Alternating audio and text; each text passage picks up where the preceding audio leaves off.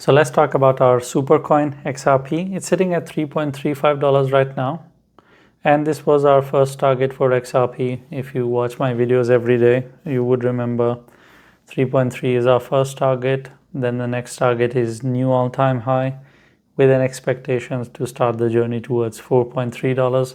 I told you that capturing 3.3 is essential. Then we would be talking about 3.5, 3.6. The overall aim is that if it is capturing 3.3, stabilizing above it, then we are going to talk about a new all-time high and then eventually going towards the area of 4.3. All that stuff, we talked about it. We talked about this thing yesterday as well. I think I pretty much make XRP's video every day. This was our yesterday's case scenario. I'll show it to you just in case if you have forgotten. Even though it was just yesterday on a smaller time frame, we talked about this chart. You can go and watch the fucking video as well. It broke out of this overall downward trend that it was dealing with. Over here, it started an uptrend. It was at $3, as you can see. And our first target was $3.3. So far what it has done is that it has gone up and hit the target that we have for XRP. I can show it to you. It held on to it, and it went and it hit the area of 3.3. So the first target is done, and it has done deliverance on it. Now things from here are going to get a bit tricky in a sense that we now need to stabilize above 3.3. Only after that we can start talking about further uptrend, further bullishness, and we can say that, okay, now we are starting. Of course, the end target would be 4.3. So we can go and claim that now we are starting a journey towards 4.3. But for all that, we need to spend above 3.3 2 days. Only after that we would assume this area is captured. Now we're getting super bullish. First, we will make an attempt towards the all-time high that it had. It was 3.6 or what? Let me go and check just a second. It was 3.66. So we would be expecting XRP to go and break that. After breaking that, it will go and hit $4, then 4.3. The reason for $4 is just that it is a psychological target, not that it matters.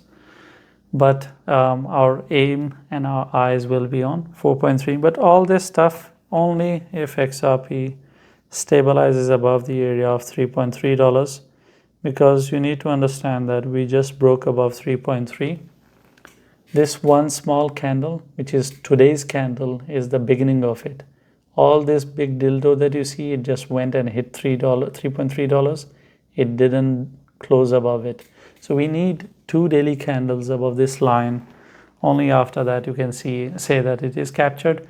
If that is not happening, then it is going to go down. Now you can make an argument that, okay, it's not just the market that is the news of SEC versus XRP. By the way, congratulations on that.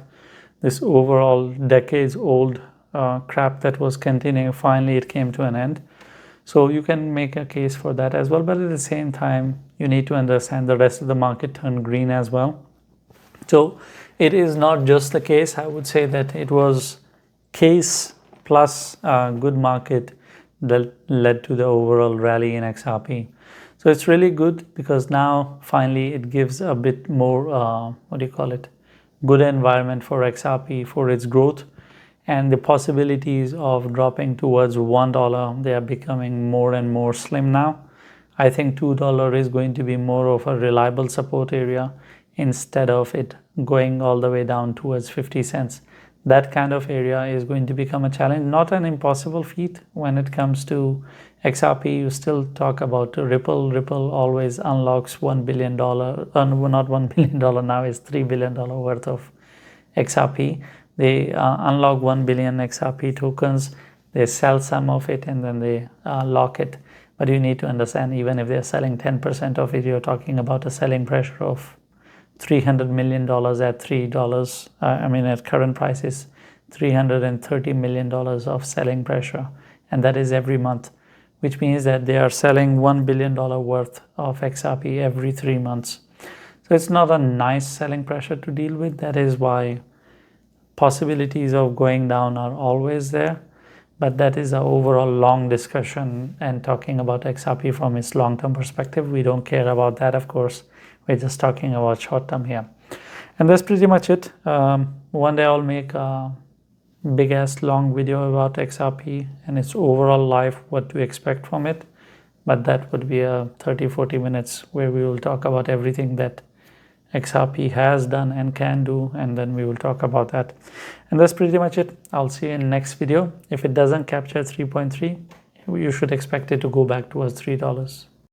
Thank you for watching the video. If you have any questions or I have touched on a topic and you expect me to explain a bit more, I'll try my best to explain that to you in the comments. Leave a comment, and I'm not going to tell you to like and subscribe, because if you're not interacting with the video or if you're not subscribed, you're not going to see all the 10 videos that I make every day. You're going to miss out on it, and I think you are educated enough to understand what to subscribe and what not to, because if you want to miss out on it, then why not? It's for your own good, and you should know better what is good for you.